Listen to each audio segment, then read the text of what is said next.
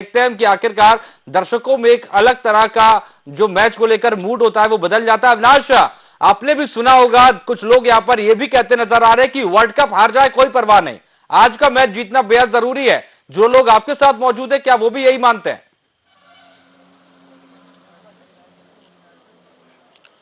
बिल्कुल, देखिए, जब जब भारत और पाकिस्तान के बीच मैच हुआ है, जो लोगों की भावना होती है, जो लोगों की राय होती है, वो यही होती है कि सिर्फ पाकिस्तान से भारत मैच जीत जाए, भले ही वो वर्ल्ड कप हार जाए। और देखिए, जो रिकॉर्ड रहा है वैसा ही रहा है। तमाम लोग मेरे साथ हैं, उनसे बात करते हैं। हमेशा कहा जाता है जब भी भारत पाकिस्तान के बीच मैच होता है वर्ल्ड कप में, तो जो लोगों की भावना होती है, लोग यही कहते हैं कि ये मैच जीतना जरूरी है, भले ही भारत वर्ल्ड कप हार जाए। क्या आप लोग भी वैसा ही सोचते हैं क्या कि सिर्फ पाकिस्तान से मैच जीतना जरूरी है?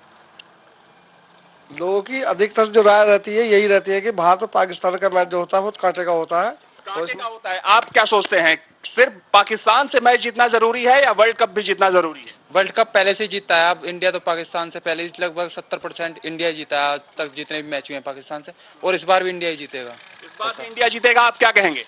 भैया, वर्ल्ड कप तो बाद में, पहले पाकिस्तान से मैच जीतना जरूरी है। जी बिल्कुल, बाद में, वर्ल्ड कप बाद में है, पाकिस्तान से जीत ज्यादा जरूरी है। अविनाश, वक्त की कमी है और आप समझ सकते हैं अजितेश की लोगों की भावना यहाँ पर क्या है। वक्त की कमी। अविनाश, आपका बहुत बहुत शुक्रिया हमारे साथ जुड़ने के लिए। विकास, आपका भी बहुत बहुत शुक्रिया। अभय जी हमारे साथ जुड़े, उनका शुक्रिया। मोहसिन जी जुड़े, उनका शुक्रिया। तो जाहिर सी बात है, तमाम लोगों की नजरें इस मैच पर टिकी है। जरूरी है टीम इंडिया की उम्मीदों को पूरा करना। हमारी खास पेशकश में इतना ही। प्राइम न्यूज पर खबरें लगातार जारी है।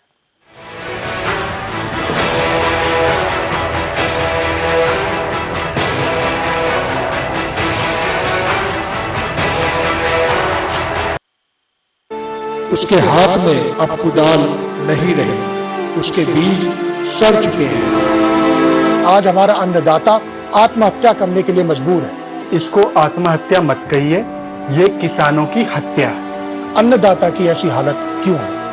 किसान इस स्थिति में नहीं है कि एक भी आपदा को झेल सके।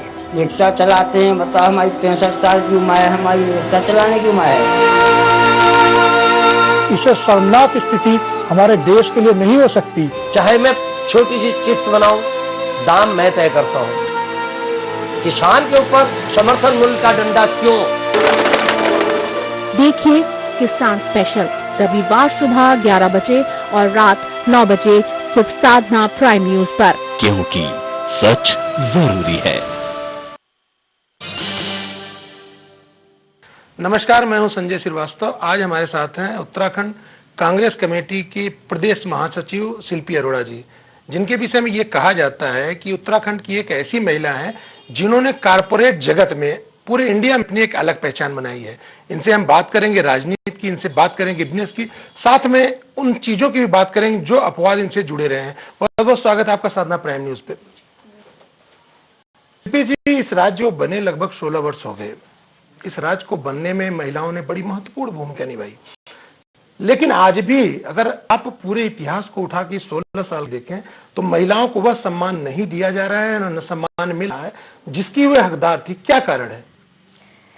देखिए, ये खाली उत्तराखंड का मुद्दा नहीं है, पूरे देश में ही अगर आप बात करें तो महिलाओं को जो स्थान, जो जगह मिलनी चाहिए वो नहीं मिल पा रही है। कहीं ना कहीं उन लोग को जो डिजर्व करती हैं वो नहीं मिल पाता है। ये एक सामाजिक मुद्दा है ये, क्योंकि पुरुष की मानसिकता जो है वो एक अलग तरह की रहती है। आज भी महिलाओं को एक समान की तरह देखा जाता है, उनको एक इंसान भी नहीं समझा जाता। उनको, चाहे आप ये देखिए कि अपना कोख से लेकर जब तक वो कब्र तक रहती हैं, उनको कहीं ना कहीं डोमिनेंस और कंट्रोल करने की कोशिश की जाती है, और उसका एक बहुत बड़ी वजह है फाइनेंशियल वजह। आज हम दुनिया भर की बेटी बचाओ की बात करते हैं, आज हम बात करते हैं कि हमने पोलियो वैक्सीनेशन शुरू किए, आज हमने ये किया वो किया, महिला सशक्तिकरण की बात करी। यूपीए सरकार ने सीआरपीसी में बहुत सारे एक्ट भी चेंज किए जिसमें कि घूरने पे भी सजा है, किसी का पीछा करने पे सजा है, इस तरह का किया। मेरा पहला प्रश्न ये रहता है कि आज एक महिला घर से किसी तरीके से पीड़ित है, अपने पति से है, तो उसके लिए पहली चिंता यह है कि अगला खाना कहाँ खाएगी वो। भाई जिसके खिलाफ केस कर रही है, सबसे पहले उसके ऊपर अपना आर्थिक मजबूरी है जो कि बहुत स्ट्रांग है कि वो जाएगी कहाँ, उसके पास छत नहीं है रहने के लिए, उसके पास खाने के लिए अगला मील नहीं है। इसीलिए सबसे पहले जो जरूरी है, अगर की मंत्र की बात करें, सम्मान की बात करें, तो सबसे पहले उसका आर्थिक सशक्तिकरण बहुत जरूरी है।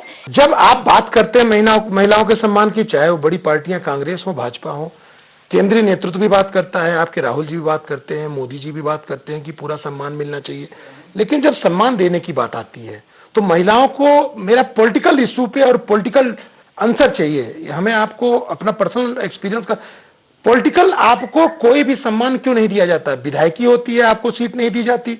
उत्तराखंड में आप बताइए कितनी महिलाओं को दिया गया? महिलाओं को जब मंत्रिमंडल में जगह होती है तो आप 1-2 महिलाओं को देकर कर लेते हो, 12 जगह हैं, आपको आपके हिसाब से 6 महिलाओं को होना चाहिए। लेकिन आप बात तो करते हैं, जब पद देने की बात आती है, उसे सम्मान के रूप में देखिए, तो ये पार्टियां क्यों पॉलिटिकल माइलेज महिलाओं को नहीं देती? देखिए, इसका मेरी इस विषय में अपना लीडरशिप से भी, वरिष्ठ लीडरशिप से बात हुई है और इसी तरह की मांग आज हम रखने भी वाले हैं। वो लोग ये कहते हैं कि जब टिकट देने की बात होती है तो हमें एक जीत का फैक्टर होता है, विनिंग फैक्टर होता है। मैं टिकट वाली बात का आपका रिप्लाई करूं तो वो महिलाओं में एक विश्वास नहीं हो पाता कि ये सीट निकाल लेंगी। ये कहीं ना कहीं नहीं, लेकिन जब आप किसी पॉलिटिकल लीडर की पत्नी होती हैं, आप किसी पॉलिटिकल लीडर की बेटी होती हैं, तब फिर पार्टी का विश्वास कैसे जाग जाता है आपके अंदर? इसी की लड़ाई हम लोग लड़ रहे हैं और आज जो मैं मांग पत्र देने वाली हूं किशोर उपाध्याय जी को, उसमें ये है कि आपने, ठीक है, बहुत अच्छा महिलाओं का समायोजन आपने प्रदेश कांग्रेस कमेटी में किया, 50-60 महिलाएं हैं, लेकिन मुझे महिलाएं चाहिए ब्लॉक स्तर पे, मुझे ब्लॉक अध्यक्ष के रूप में, महिला कांग्रेस नहीं, मेन पार्टी के संगठन में ब्लॉक अध्यक्ष और जिला अध्यक्ष के रूप में मुझे 33% आरक्षण दीजिए। वही ग्रूम होके बनेंगी। जब अवसर दिए जाएंगे महिलाओं के, जब डीएम उनसे कांटेक्ट करेगा मुख्यमंत्री का कार्यक्रम क्या है, तो अपने आप सशक्तिकरण होगा। एक ट्रेनिंग और ग्रूमिंग की जरूरत है। देखिए, महिलाओं के पास में क्योंकि मल्टीपल जिम्मेवारियां होती हैं, तो खाली मैं लीडरशिप को भी दोष नहीं दूंगी, इसमें कहीं ना कहीं महिलाएं भी उतनी जिम्मेदारी लेने से बचती हैं कहीं ना कहीं, क्योंकि उनको बच्चे देखने होते हैं, उनको घर संभालने होते हैं। बहुत कम महिलाएं हैं जो इंदिरा देश जैसी, अमृता रावत जैसी, सरिता आर्या जैसी जो हैं, जो इनसे जो महिला होना भूल जाती हैं। मैं खुद 90% भूल जाती हूँ। मैं महिला हूँ, मुझे रात को 2 बजे भी कहें तो मैं खड़ी होकर बैनर लगवा सकती हूँ, होर्डिंग लगवा सकती हूँ। ऐसी महिलाओं की जरूरत है। 2012 में चुनाव होता है, 2012 में आपके यहाँ महिलाएं जीत के आती हैं, मंत्रिमंडल भी दिया जाता है, टिकट दिया गया था। हाँ, और 4 जीत के आती हैं। एक आप 2 को मंत्री बनाते हैं, 1 मंत्री हटा भी देते हैं, तो क्यों हटा देते हैं आप? गलती मान लीजिए सतपाल जी ने की, तो अमृता रावत की उसमें क्या गलती? उन्होंने तो बड़ा अच्छा सरकार चला रही थी, उन्होंने विभाग बहुत अच्छा संभाल रखा था, आपकी पार्टी ने उन्हें क्यों इग्नोर कर दिया? देखिए, ये तो मुख्यमंत्री जी का प्रोवोगेटिव है, महिला एंगल नहीं देखना चाहिए। इसमें एक उनका प्रोवोगेटिव है कि वो किस मंत्री से क्या काम लेना चाहें, किसको क्या जिम्मेदारी देना चाहें। इस बार कितने महिलाओं को कांग्रेस टिकट देगी? देखिए, हम तो 33% की मांग करेंगे, लेकिन दूसरी तरफ क्योंकि हमें सरकार बनानी है, जीतना भी एक फैक्टर है, तो अभी से उस ग्रूमिंग की जरूरत है कि 33% महिलाएं तैयार तो हों। क्योंकि हमने देखा 2012 में आपको टिकट मिलते मिलते कट गया, ऊपर से आ जाता है आदमी। तो आज आपकी इस बात पे कैसे विश्वास किया जाए कि 33% टिकट आप लोगों को मिलेगा? 33% महिलाओं को तैयार करने की जरूरत है। कहीं ये ना हो कि हम टिकट मांग रहे हैं और 33% विनेबल कैंडिडेट ना। पहले आपकी ऐसी महिला को महिला अध्यक्ष बनाया जाता है जिनका पूरे उत्तराखंड में लोग कायदे से जानते नहीं, सरिता आर्या जी को आप ऐसे को अध्यक्ष बना देते हैं, फिर किस आधार पे आप कहते हैं वह दबाव बना के 33 लोगों के लिए टिकट मांग लेंगी? नहीं, खाली वो नहीं है, खाली महिला कांग्रेस वाला मैटर नहीं है, ये मेन संगठन का भी मैटर है। और ऐसा नहीं है, सरिता आर्या जी विधायक हैं नैनीताल से, सभी लोग जानते हैं, अच्छा काम कर रही हैं, सक्षम है, ऑब्वियसली जीत के आई हैं, वहाँ पे ग्रास रूट लेवल से हैं, नगर पालिका अध्यक्ष वहाँ पर रही हैं, तो मैं उसमें कोई डिस्प्यूट नहीं करती, बिल्कुल ठीक चॉइस है और करेंगी आगे, अच्छा काम कर रही हैं और आगे भी करेंगी महिला सशक्तिकरण के लिए। लेकिन महिलाओं को जिम्मेदारियां देने की जरूरत है। मैं खाली महिला कांग्रेस की नहीं, मैं मेन संगठन की बात कर रही हूँ। जब तक हम लोग ब्लॉक अध्यक्ष, जिला अध्यक्ष महिला नहीं बनाएंगे, उनकी ग्रूमिंग और ट्रेनिंग उस तरीके की नहीं होगी। आप इन पे कितना विश्वास करते हैं कि कोई पॉलिटिकल पर्सन अपने परिवार की उस महिला को आगे करता है जो महिला पॉलिटिक्स में अपनी पहचान न बना पाई हो? बिल्कुल खिलाफ हूं मैं, ऐसे नहीं होना चाहिए। इसीलिए मैं महिला आरक्षण के खिलाफ हूं, क्योंकि महिला आरक्षण जो है ये और ज्यादा कमजोर बनाता है आपको। मुझे मेरा मानना है कि पॉलिटिकल पार्टीज को टिकट दे देनी चाहिए, क्योंकि अगर आरक्षण होगा, सपोज एक सीट पर एक हमारे विधायक हैं, सिटिंग विधायक हैं, आरक्षण होगा तो फिर उनकी बहुएं, बहनें, वाइफ्स, मदर्स वो निकल के आएंगी। अगर आप विल पावर होगी, कि आपके अंदर विल पावर होगी कि नहीं हमें इतने % महिलाओं को टिकट देनी है, मैं तो कह रही हूँ हारी हुई सीटें पर दो, जो सीट आपको लगता है कोई नहीं जीतेगी, जैसे फॉर एग्जांपल गदरपुर सीट की बात करती हूँ, 15 साल से कांग्रेस का विधायक नहीं रहा है, आप वो वाली सीट पे दीजिए ना। अपने हम रिजल्ट देखिए, आपको रिजल्ट मिलेंगे तो आपके अंदर ऑटोमेटिकली विश्वास जागेगा कि महिलाएं पुरुषों से बहुत अच्छा कर सकती हैं। आप लोग बड़ा विरोध करती हैं, हर चीज मार्केट में दिखाई भी देता है परिवारवाद को लेके, लेकिन परिवारवाद उत्तर प्रदेश के साथ साथ जैसे उत्तर प्रदेश में था, राज्य बंटने के पास उत्तराखंड में उसी गति से बढ़ रहा है, इसका विरोध आप लोग क्यों नहीं करते? मैं परिवारवाद के खिलाफ नहीं हूँ, लेकिन कोई जो कैपेबल नहीं हो जाना, अगर आप बात करें हमारी नेशनल लीडरशिप में बात करें, आप यहाँ राज्य की लीडरशिप में बात करें, जो लोग कैपेबल हैं, कार्यकर्ता के रूप में ग्रो करके आते हैं, जब डॉक्टर का बेटा डॉक्टर बनता है, वकील का बेटा वकील बनता है, तो पॉलिटिशियन का बेटा या बेटी पॉलिटिशियन क्यों नहीं बन सकते, लेकिन वो भी हमारे साथ संघर्ष करें, हमारे साथ संघर्ष करके आए। डॉक्टर का, इंजीनियर का, वकील का बेटा इसलिए वकील बनता है कि वो पढ़ता है, लिखता है, तैयारी करता है, और पॉलिटिशियन का बेटा या बेटी इसलिए पॉलिटिक्स में आ जाते हैं क्योंकि उनके साथ उनके फादर का नाम जुड़ा होता है। मैं भी यही मेरा कहना है कि डॉक्टर वकील का बेटा जिस तरीके से अपने फादर की डिग्री पे नहीं चलता, इसी तरीके से परिवार में आने में कोई हर्ज नहीं है, लेकिन अपनी मेहनत, अपनी योग्यता को प्रूव करके आए, अपनी डिग्री खुद लेके आए, फादर या मदर की डिग्री पर नहीं आए। तो उत्तराखंड में आप सीएम से मिलती हैं, बात करती हैं, महिलाओं का जिस तरह से यहाँ पे अभी शोषण तो नहीं कहा जाएगा, लेकिन जैसे इग्नोर किया जाता है, तो आप मजबूती से अपनी बात को रखती हैं? बिल्कुल, लगातार रखती हूँ, लगातार मांगे रखती हूँ और कर भी रहे हैं। आपको उम्मीद है कि उस पर कुछ रिजल्ट सामने आएगा? देखिए, अब पहली सरकार है जो कि सिंगल वुमेन के लिए पेंशन की बात कर रही है, पहली सरकार है जो विडो और सिंगल वुमेन की बेटी की शादी के लिए कंट्रीब्यूशन दे रही है, पहली सरकार है जो इतनी बड़ी संख्या में पुलिस में महिलाओं की भर्ती की जा रही है। ये भी सशक्तिकरण का हिस्सा है। जब महिला कांस्टेबल आएंगी, महिला सब इंस्पेक्टर आएंगी, तो सशक्तिकरण की तरफ आ रहा है और उत्तराखंड की स्थिति और राज्यों के प्रति बहुत कंपैरेटिवली बहुत अच्छी है। लेकिन सीएम साहब कहाँ कर पा रहे हैं? इतना ज्यादा ध्रुवीकरण, राजनीति, लोगों के विरोध में घिरे हुए हैं, वो महिलाओं को क्या पार्टी के लोग को नाराज करके चल रहे हैं? नहीं, ऐसा कुछ नहीं है। वो देखिए, हर किसी की अपनी कार्यशैली होती है, उनका काम करने का तरीका है, और मुझे लगता है ये उत्तराखंड के लिए अच्छा है। इससे उनकी पॉपुलैरिटी बढ़ रही है और कांग्रेस भी काफी सशक्त हो रही है। तो महिलाओं के मुद्दे में तो मुझे आई एम क्वाइट सेटिस्फाइड कि काफी काम कर रहे हैं। जब हम जो मांग रखते हैं महिलाओं से रिलेटेड, उन्होंने पूरी की है। चाहे किशोर उपाध्याय जी हों, चाहे हरीश रावत जी हों, पहली बार इस तरीके से जो काम हो रहे हैं महिला सशक्तिकरण के लिए लगातार, चाहे आशा कार्यकर्तियों की बात करें, चाहे हम आंगनवाड़ी की बात करें, चाहे हम पेंशन्स की बात करें, डबल से ज्यादा पेंशन्स बढ़ चुकी हैं। तो महिलाओं को यही जरूरत है, एक फाइनेंशियल सपोर्ट की जरूरत है। एक भाई और फादर की तरह मुख्यमंत्री जी जो सपोर्ट जरूरतमंद महिलाओं के लिए कर रहे हैं। एक चीज देखने को मिल रहा है कि जिस क्षेत्र से आप तैयारी कर रही हैं, पिछली बार आपका टिकट फाइनल होकर कट जाता है, इस बार कोई बड़ी नाम जो कि कांग्रेस से समय जुड़े हुए हैं, उनके परिवार की एक महिला है, उनका भी नाम चलने लगता है, जबकि इसके पहले कभी नहीं नाम होता। तो इस चीजों से उबरना कांग्रेस के लिए आपको लगता नहीं मुश्किल होगा? हमें आला कमान पे पूरा विश्वास है और मुख्यमंत्री जी पे भी। सोनिया जी बैठी हैं, राहुल जी बैठे हैं, हरीश रावत जी बैठे हैं, किशोर उपाध्याय जी बैठे हैं। ये लोग डेफिनेटली निर्णय करेंगे कि इन्होंने काबिलियत के आधार पर टिकट देनी है या फिर सिर्फ कोई किसी से जुड़ा हुआ है या किसी परिवार से संबंध रखता है इस वजह पर देनी है। सर्वे हो ही रहे हैं, तो अपने आप रिपोर्ट्स आ जाएंगी। अगर उनको विनेबल कैंडिडेट चाहिए होगा। चुनावी वर्ष चल रहा है, तैयारी में लगे हुए हैं, आप भी लगे हैं, मुख्यमंत्री जी भी लगे हैं, आपके सामने भाजपा है, भाजपा का विधायक आपके सामने ताकतवर विधायक माना जाता है उत्तराखंड में। तो ऐसे में अगर अभी आप क्लियर नहीं करेगी पार्टी, तो चाहे आप हो चाहे दूसरा कोई हो, उस आदमी को कैसे आप हरा पाओगे?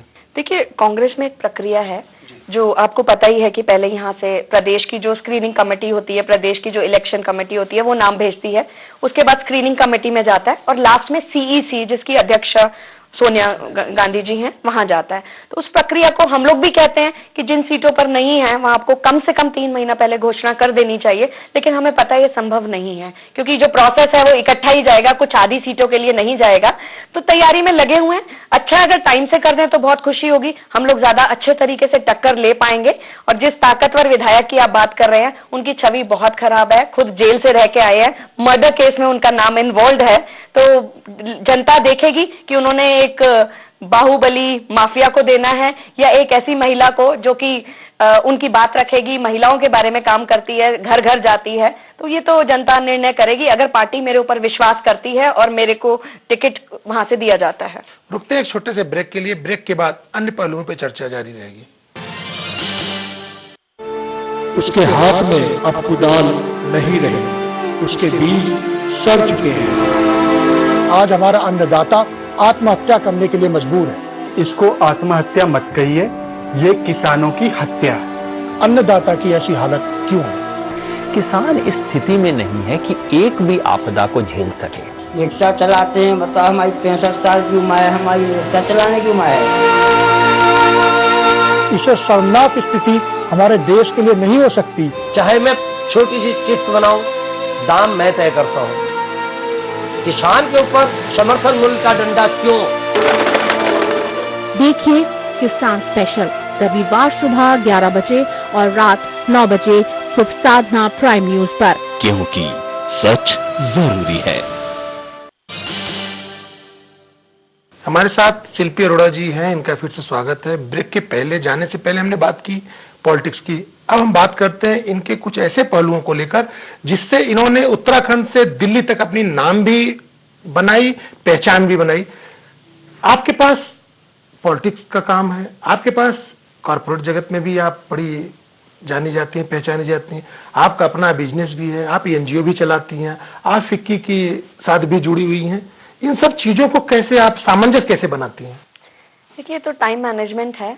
हाँ, हर कोई भी जना चाहे तो अपनी पोटेंशियल्स को, बिकॉज मैनेजमेंट है, काम करना बहुत आसान है, करवाना मुश्किल है। तो पार्टी ने भी मुझे ऐसा पद दिया जहाँ मुझे काम करवाना ज्यादा होता है और मेरी स्किल यही है कि मैं काम करवाना जानती हूँ, लोगों को मोटिवेट करके काम कराना जानती हूँ। एक बड़ा फेमस एनजीओ आप चलाती हैं, वाटर। क्या है वाटर? वाटर है women's association for training empowerment and resettlement करके है, और हम लोग महिला सशक्तिकरण के लिए काम करते हैं।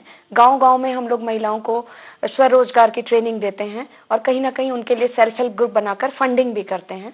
और कोशिश यही है कि महिला जो बाहर नहीं जा सकती है, फैक्ट्रियों में काम नहीं कर सकती है, कम से कम आफ्टरनून के 2-3 घंटे करके 50-100 रुपए भी रोज के कमा ले, तो हमें लगता है कि हमारी अचीवमेंट है। और मेरी जिंदगी का पर्पस भी यही है। मैं राजनीति में राजनीति करने नहीं आई हूँ। अपना दिल्ली और अपना जो पूरे इंडिया की एक आराम वाली लाइफ छोड़कर जो गांव में घूम रही हूँ, मेरा पर्पस यही है कि कम से कम 1 लाख लोगों को मैं अपनी जिंदगी में प्रभावित कर सकूं।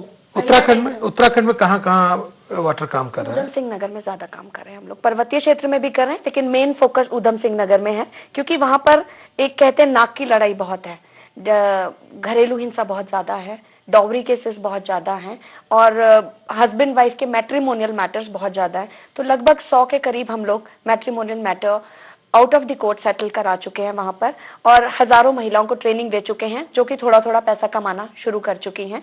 तो मेरा लाइफ का पर्पस ही यही है कि कम से कम 1 लाख महिलाओं के चेहरे पे अगर मैं थोड़ी सी भी मुस्कुराहट ला सकूं तो मेरा जीना सफल हो जाएगा। और राजनीति में भी मैं इसी वजह से हूं, क्योंकि अगर मैं व्यक्तिगत अपने रिसोर्सेज से 5000 लोगों की मदद कर सकती हूं और थोड़ा सा पॉलिटिकल बैकिंग हो और वो एरिना बढ़ के 50,000 हो जाता है, तो वो मेरे लिए एक बहुत अच्छी सफलता है। उत्तराखंड की उन महिलाओं में आप जानी जाती हैं जिन्हें ये कहा जाता है कि सेल्फ मेड हैं। तो आप इस मुकाम पे पहुंची, आपको कोई कहाँ किस तरह की दिक्कतें आई, कैसे यहाँ तक पहुंची? इसका जवाब मुझे बहुत लोग पूछते हैं और मैं हमेशा यही कहती हूँ, एक स्टोरी सुनाती हूँ, ब्रीफली बात करूंगी कि एक बार एक जना डूब रहा होता है और लोग पूछते हैं उसको, कोई बचाने नहीं आता, एक जना कूद जाता है और सब लोग तालियां बजाते हैं। तो वो बाहर निकल के कहता है, पहले ये बताओ धक्का किसने दिया था। तो अब जब आप एक सिचुएशन में आ जाते हैं तो अपने आप तैरना सीख जाते हैं। आप जब आप पानी में गिर जाते हैं और आप तैरना सीखते हैं तो आप सोचते हैं चलो औरों को भी बचा ले साथ में। जब मेरे को तैरना सीख लिया मैंने तो अपनी जान के साथ साथ किसी और की भी बचा ले। यही हुआ मेरे साथ। कुछ ना कुछ ऐसे हालात बनते रहे। बहुत कम एज में फादर को काफी बिजनेस क्राइसिस हो गए। बहुत छोटी उम्र से मैं उनकी शॉप पे बैठती थी, संभालती थी। हमें 1 रुपी पर आवर 12 साल की उम्र से संभालती थी। पॉकेट मनी एडिशनल मिलती थी जब वो लंच करने घर आते थे। तो धीरे धीरे वो बिजनेस का स्टार्ट हुआ, जॉब से स्टार्ट किया, अपॉर्चुनिटीज मिलती गई, भगवान ने आशीर्वाद दिया, साथ दिया, तो इस लेवल पे आ गई कि आज मेरा जो बिजनेस है वो इंडिया के जाने माने लोगों में। दिल्ली में आपका कारपोरेट जगत में बड़ा अच्छा नाम भी है, पहचान भी है, आप फिक्की से जुड़ी हुई हैं। जी जी। आप इन सब के साथ कुछ विवाद भी आपसे जुड़ते हैं, पारिवारिक विवाद भी हैं, लोग तरह तरह के आरोप भी लगाते हैं, हो सकता है आपके सामने न लगाते हो। तो इस पारिवारिक जो आरोप है और उसमें इस सफलता की जो आप पहुंच रहे हैं या चल रहे हैं, चाहे वो बिजनेस में आप निकल गए, पॉलिटिक्स में आप प्रदेश स्तर पे आप इतने अच्छे पद पे हो, कल चुनाव भी आप लड़ने जा रहे हैं, विधायक भी बनेंगे, मंत्री भी बनेंगे। ये जो पॉलिटिकल आपकी क्राइसिस बीच में पॉलिटिकल के साथ ये फैमिली की क्राइसिस आई या फैमिली प्रॉब्लम आई, इस पे जब लोग कहते हैं या क्या है ऐसा कि जिसको आप समझा नहीं पाते या लोग नहीं समझ पाते? मैं इसको थोड़ा सा क्लैरिफाई करना चाहूंगी कि जब भगवान आपको कोई बड़ी जिम्मेदारी देना चाहता है तो आपको वो संघर्ष गो थ्रू करना ही पड़ता है। आपको वो संघर्ष की लाइफ निकालनी ही पड़ती है, क्योंकि भगवान आपको किसी बड़ी चीज के लिए तैयार कर रहा है। देश की लाखों महिलाएं की तरह मेरा भी शादी में अनुभव ठीक नहीं रहा। 2 बेटियां हैं मेरी, एक 21 साल की है और एक 18 साल की है, तो दोनों को मैं संभालती हूँ। तो जैसे रहता है, उस अनुभव को मैंने नेगेटिव नहीं लिया।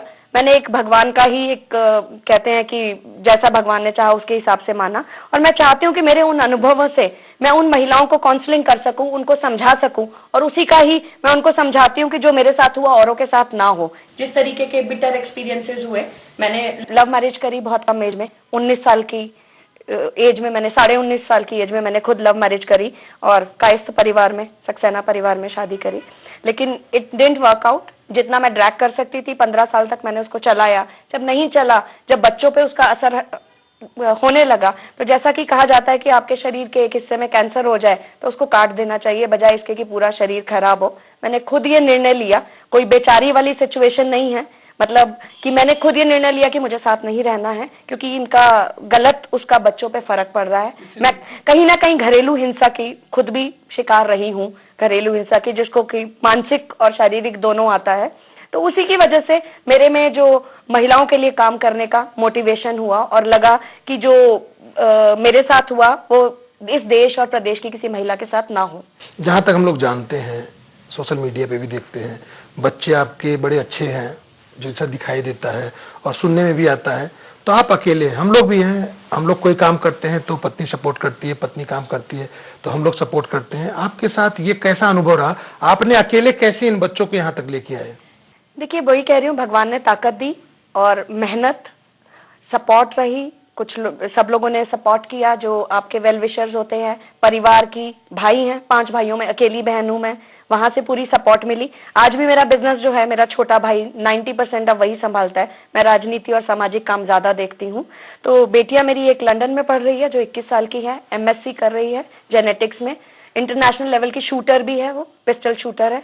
छोटी वाली आर्किटेक्चर कर रही है, दिल्ली में रहती है वो, और वो भी नेशनल लेवल पे वो भी शूटिंग करती है। तो वही है कि हम सबको अपनी बेटियों को शादियों से ज्यादा पढ़ाई और उनकी ट्रेनिंग में खर्चा करना चाहिए। शादियां तो हो ही जाएंगी। शादियों ये 5-7 साल हमारे समझ से आपके हस्बैंड से दूर हुए 5-7 साल हो गए, कितने हो गए? हाँ, थोड़ा ज्यादा, 10 साल के करीब। 10 साल के करीब। तो आपको कभी ऐसा नहीं लगा कि आपने निर्णय गलत लिया, आपको उनके साथ रहना चाहिए, हो सकता है उससे आपको ज्यादा फायदा मिले? नहीं, मुझे लगता है कि मैंने निर्णय बहुत पहले ले लेना चाहिए था। इतने साल जो है मैं बहुत कुछ कर सकती थी, मैंने उस स्ट्रेस में गुजारे जो नहीं गुजारने चाहिए थे। मेरा ये मानना है कि अगर किसी की भी शादी क्लिक नहीं कर रही हो तो बहुत समय से निर्णय लेना चाहिए, सामाजिक दबाव के चलते कि भाई शायद ठीक हो जाएगा, शायद ठीक हो जाएगा, वो नहीं करना चाहिए, क्योंकि जिसने ठीक होना होता है वो शुरू के 2-3 साल हो जाता है। अगर आप उसके लिए 15 साल 20 साल वेट करेंगे वो चीजें इंप्रूव हो जाएंगी, लेकिन इवेंचुअली नहीं होता है। उससे बच्चों की परवरिश में भी बहुत फर्क पड़ता है। 2 काम ऐसा करते हैं जिसमें सिंगल काम करने में बहुत दिक्कतें आती हैं, एक बिजनेस, एक पॉलिटिक्स जी। इसका अनुभव कैसा रहता है सिंगल में आप में? नहीं, कोई ऐसा नहीं है, आपको आपके अंदर अपनी विल पावर नहीं चाहिए। पुरुष मानसिकता हम लोगों ने देखा है कि फर्स्ट इंप्रेशन आदमी इमीडिएट कुछ और सोचता है। देखिए, ये संघर्ष तो हर महिला को, ये इसमें मैरिड या सिंगल का नहीं है। हर महिला को जब वो घर से बाहर निकलती है, चाहे ऑटो वाला हो, चाहे पान वाला हो, चाहे घर का नौकर हो या कोई बड़ा बिजनेसमैन हो, सब जगह इस तरीके की नजरों का सामना करना पड़ता है। और महिला तभी स्ट्रांग बन के निकलती है जब वो फेस से निकल जाती है, क्योंकि पुरुष की मानसिकता सबसे ज्यादा ये रहती है कि मैं इसकी मदद क्यों करूं, मेरा क्या इंटरेस्ट है, पहली बात। दूसरी मानसिकता ये आती है कि अगर मैं मदद करूं तो कहीं किसी विवाद में ना आ जाऊं। तो दोनों तरफ से महिलाओं का घाटा होता है। तो ऐसे में मुझे लगता है सब महिलाओं को आपस में जुड़ के आगे आना चाहिए और एक दूसरे की मदद करनी चाहिए, रादर देन हम पुरुषों के ऊपर डिपेंड रहें। आज पहली बार आपकी सत्यता जो हम लोगों के सामने आई, तो हमें भी सिंपैथी नहीं है, हमें भी गर्व हो रहा है कि हम जिसके साथ बैठे हैं उस संघर्ष से आज यहाँ पहुंचा है। पॉलिटिक्स में आप आ रहे हैं, विधायकी लड़ने जा रहे हैं, विधायक बनेंगे भी। अगर पार्टी ने टिकट दिया और विश्वास किया तो कौन कौन से ऐसे मुद्दे हैं पहाड़ के या उत्तराखंड के जो कि आपके दिमाग में है कि उसको लेके काम करना है? महिला सशक्तिकरण, महिलाओं का आर्थिक सशक्तिकरण पूरी तरह से मेरे दिमाग में है, क्योंकि हम जब वोटिंग की बात करते हैं, उत्तराखंड में कुछ क्षेत्र में आउट नंबर भी करती हैं महिलाएं, ज्यादा हैं। तो महिला जो हमारी आधी आबादी है और आधी आबादी को वो पैदा करती है, पालती है। तो पॉलिटिक्स में पॉलिटिशियन होने के नाते आप पहाड़ की भावनाओं से नहीं खेलना चाहोगे? नहीं, भावनाओं से नहीं खेलना चाहोगे? पूरी बात सुन लीजिए। पहाड़ों में महिलाएं नहीं है। नहीं, दूसरी चीजों को मैं जो बात कह रहा हूँ उसको समझिए। नहीं, मैं जैसा पॉलिटिक्स में होता है, आदमी पहाड़ के आदमियों की आज क्या कर रहा है कि राजधानी गैरसैंण बना दो, कोई कह रहा है राजधानी देहरादून राजपुर रहने दो। तो आप महिलाओं की सशक्तिकरण की बात तो करोगे, तो राजधानी की बात आपके दिमाग में नहीं आएगी।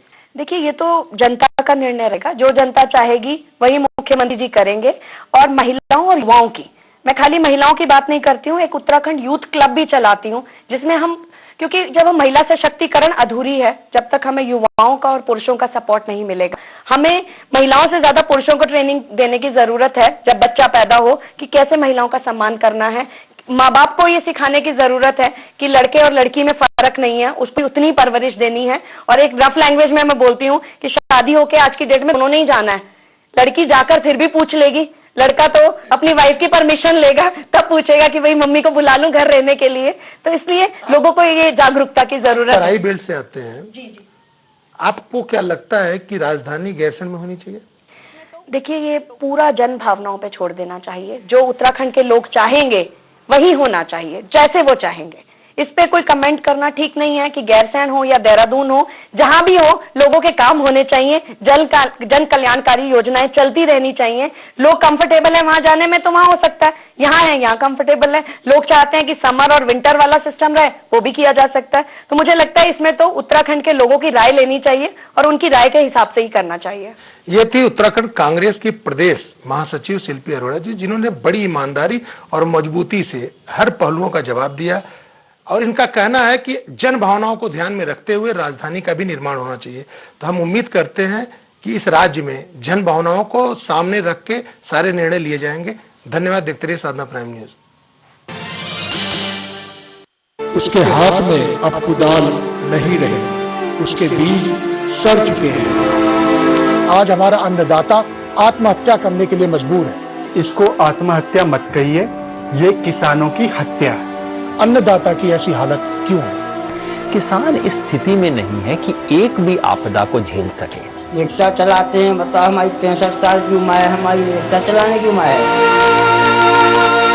इससे शर्मनाक स्थिति हमारे देश के लिए नहीं हो सकती। चाहे मैं छोटी सी चिप्स बनाऊं, दाम मैं तय करता हूं। किसान के ऊपर समर्थन मूल्य का डंडा क्यों? देखिए किसान स्पेशल रविवार सुबह 11 बजे और रात 9 बजे सिर्फ साधना प्राइम न्यूज पर, क्योंकि सच जरूरी है।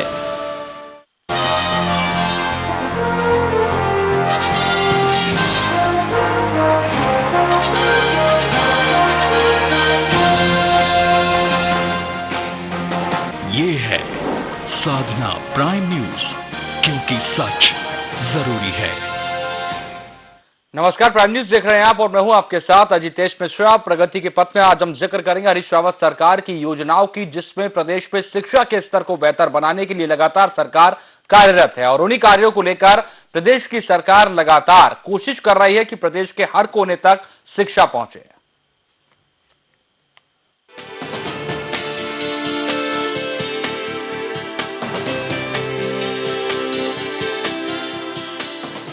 उत्तराखंड राज्य में सबसे बड़ा विभाग शिक्षा है। इसके साथ तमाम जटिल और तकनीकी बातें भी जुड़ी हैं।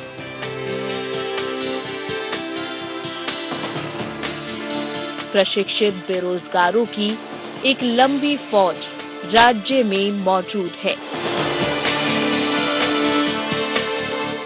जिसे धीरे धीरे नौकरी देने की राह पर हरीश रावत सरकार आगे बढ़ रही है।